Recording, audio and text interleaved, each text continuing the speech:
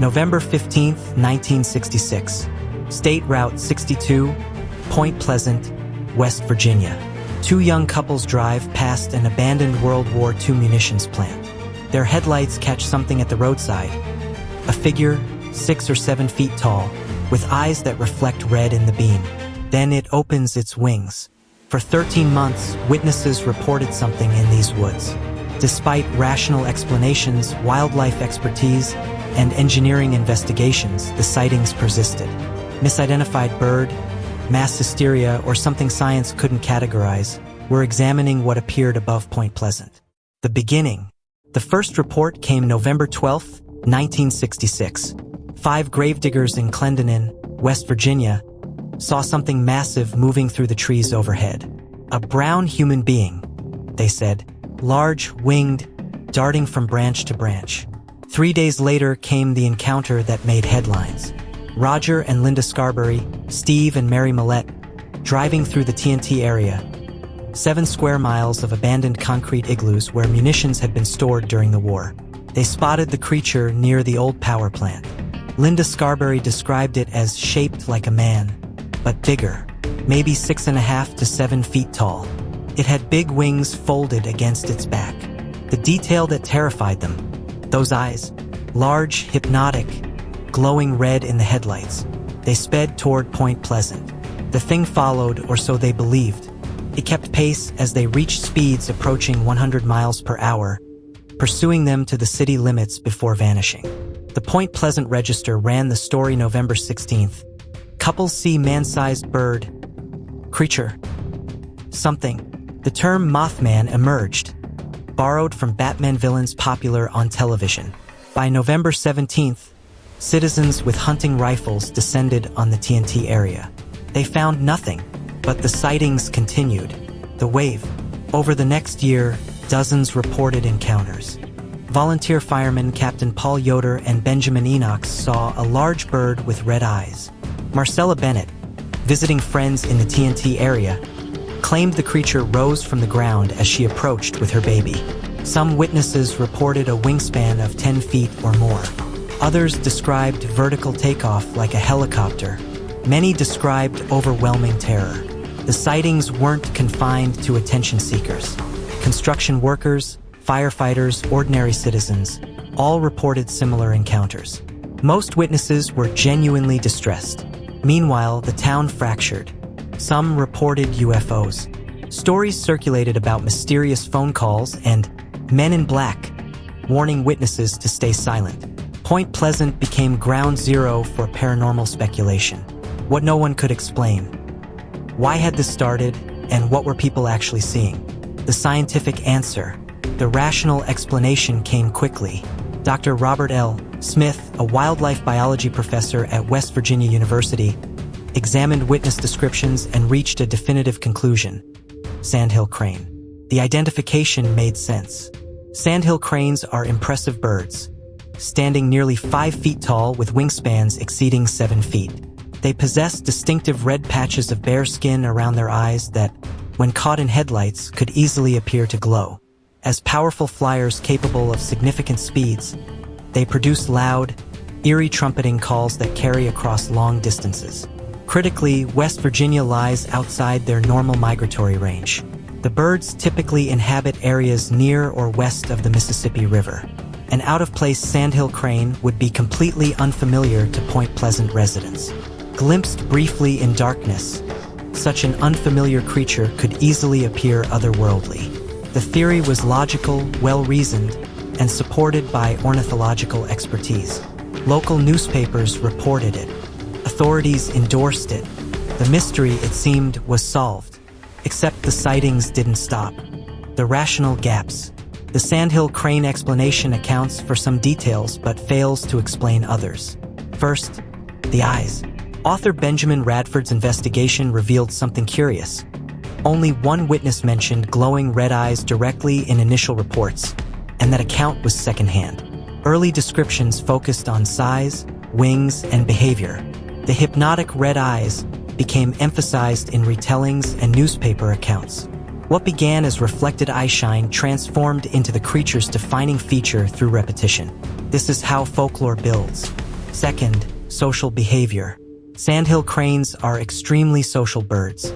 They migrate in flocks numbering hundreds, sometimes thousands. They're rarely solitary outside breeding season. Yet every Mothman sighting described a lone creature.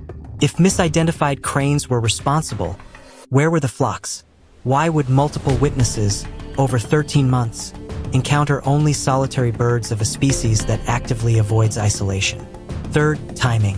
Sandhill cranes migrate south during winter. Point Pleasant experiences harsh winters. November averages 14 degrees Fahrenheit. January drops to -2. These birds wouldn't remain through winter, yet sightings continued for 13 months, spanning the coldest season. Fourth, the pursuit. Could the Scarberry Millet encounter be explained by misperception? At night, at high speeds with adrenaline surging, might they have misread a bird flying in the same direction? Possibly, but other witnesses reported similar experiences, the creature following, keeping pace. Birds don't chase cars. They flee from them. Some investigators proposed alternatives. Joe Nichols suggested barred owls, nocturnal hunters with extreme eyeshine, known for inhabiting abandoned buildings. Others pointed to great blue herons. A local man shot a snowy owl with a nearly 5-foot wingspan in November 1966. Some claimed it might have sparked the sightings. These explanations are rational, but they don't explain the 13-month duration, the consistency of lone creature sightings, or why no one photographed it despite armed search parties and intense media attention. The tragedy. December 15, 1967. Rush hour. The Silver Bridge connecting Point Pleasant to Gallipolis, Ohio, collapsed into the Ohio River. 31 vehicles plunged into the icy water. 46 people died. 2 bodies were never recovered. President Johnson ordered nationwide bridge safety inspections. After 3 years, the National Transportation Safety Board determined the cause: a 0.1-inch stress fracture in a single suspension chain eye-bar. Decades of stress corrosion had weakened the metal. Built in 1928 without structural redundancy, the bridge's design meant one component's failure triggered total collapse. Automobile weights had doubled since construction, placing unprecedented loads on aging infrastructure. The engineering explanation was clear-cut: metal fatigue, physics, outdated design. No mystery in the technical findings. Yet coinciding with the collapse, the Mothman sightings abruptly ceased. Some witnesses claimed seeing the creature on the bridge beforehand, a harbinger. Author John Keel's 1975 book The Mothman Prophecies cemented this connection, mixing investigation with paranormal speculation and transforming local legend into international phenomenon. But coincidence isn't causation. The NTSB found 0 evidence linking mysterious creatures to structural failure. The bridge collapsed due to engineering defects, not prophecy. The genuine mystery remains psychological. Why did sightings stop? Why did tragedy mark the phenomenon's endpoint? The human mystery. Understanding why the sightings stopped requires understanding how they started. November 1966. The Vietnam War escalated weekly. The Cold War pressed on every American mind. School children practiced duck and cover drills. Families built fallout shelters. Nuclear annihilation felt perpetually imminent. UFO sightings dominated tabloids and serious discussion. Project Blue Book, the Air Force's UFO investigation program, was still active. Point Pleasant was a small town, population 6,000, built around manufacturing and chemical industry. Working people, pragmatic people, not given to fantasy, but also anxious people living through extraordinary times. When newspapers ran headlines about mysterious winged creatures, something psychological activated. Social contagion isn't fraud. It's a documented phenomenon where genuine experiences cluster after initial reports. People become hypervigilant, scanning darkness for threats. Ambiguous stimuli, shadows, owls, cranes, reflections, get interpreted through expectation. Each new sighting validates previous ones. The community's shared experience becomes self-reinforcing. The TNT area itself magnified this effect. 7 square miles of abandoned military infrastructure, contaminated soil, concrete bunkers half buried in forest. An inherently unsettling place. Some speculated environmental toxins might have affected local wildlife, creating genuinely unusual behavior. Others suggested the isolation and eeriness simply predisposed people toward eerie interpretations. Then the bridge collapsed. 46 people died.